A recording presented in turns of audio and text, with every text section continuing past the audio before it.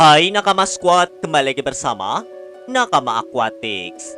Bulan Ramadan telah tiba, bulan waktu umat muslim menjalankan ibadah puasa. Puasa biasanya membuat sebagian besar orang menghemat tenaganya untuk melakukan aktivitas yang berlebihan. Nah, buat kamu yang memelihara ikan sekaligus juga menjalankan ibadah puasa selama bulan Ramadan, ada beberapa hal yang perlu kamu perhatikan. Apa saja itu? Yuk simak video ini sampai habis ya. Yang pertama adalah air bersih untuk seminggu pertama. Merawat ikan hias termasuk ikan predator tentu tidak lepas dari kegiatan menguras air. Nah, apa jadinya jika aktivitas menguras air akuarium tersebut dilakukan saat hari puasa? Tentu melelahkan sekali. Maka dari itu, diperlukan persiapan sebelum menghadapi hari-hari puasa di mana tenaga kebanyakan orang terbatas. Pastikan di dalam akuarium tidak ada kotoran ikan, biasanya berbentuk bulat atau sedikit lonjong. Apabila memang kotor, kamu bisa kuras setidaknya 40% dari volume air akuarium total. Air memang menjadi faktor paling penting dan krusial apabila kita merawat ikan, terutama ikan predator.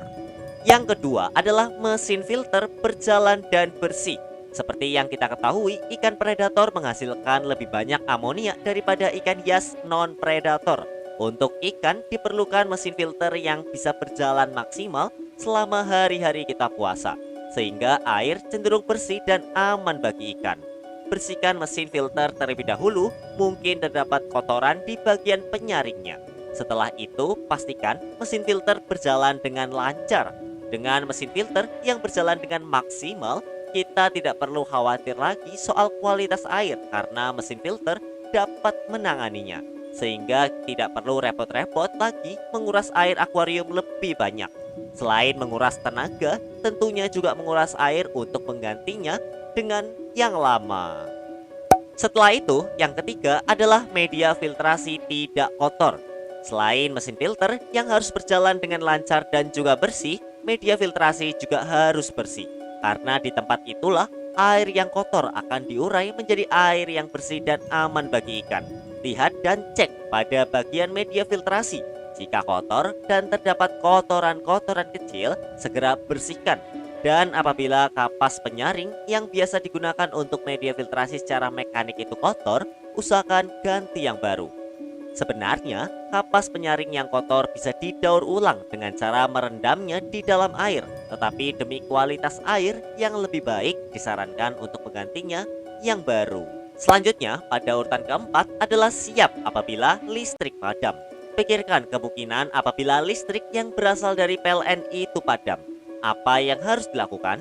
Pastikan kamu memiliki aerator AC/DC. Apa itu aerator AC/DC?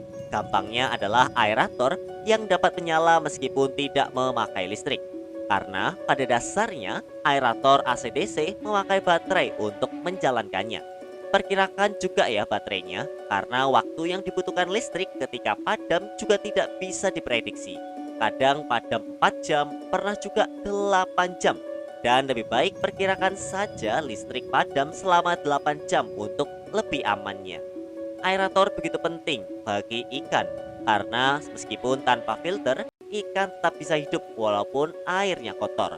Tetapi bayangkan yang terjadi apabila kandungan oksigen menipis ditambah lagi ikan predator yang banyak dalam satu akuarium serta padamnya listrik karena pihak PLN. Kematian secara bersamaan pun dapat terjadi akibat kehabisan oksigen.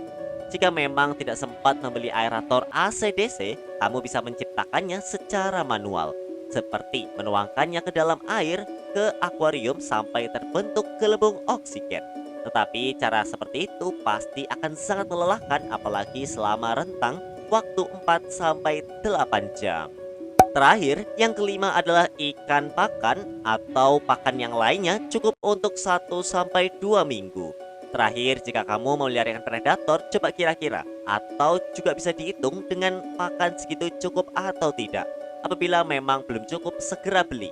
Meskipun ikan predator atau ikan hias lainnya adalah ikan yang tahan tidak makan selama 3 hari atau bahkan ada yang lebih, sebaiknya tetap perhitungkan makanan ikan predator seperti biasanya ya, yaitu sekali sehari atau 2 kali sehari.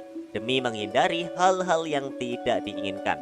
Tentu, apabila kamu memelihara ikan banyak ikan predator dalam satu akuarium, tentu ini hal yang krusial. Nah, jadi itulah 5 hal yang perlu diperhatikan dalam memelihara ikan jelang bulan Ramadan ataupun saat bulan Ramadan. Dengan kita memperhatikan hal-hal tersebut pada saat kita akan lebih nyaman berpuasa karena telah melakukan persiapan yang matang untuk menghadapinya. Bagaimana? Apakah kamu punya tips lagi? Kamu bisa tulis di kolom komentar ya. Ya udah, mungkin itu aja dari aku. Sampai jumpa di video-video nakama akuatik selanjutnya ya. Dah.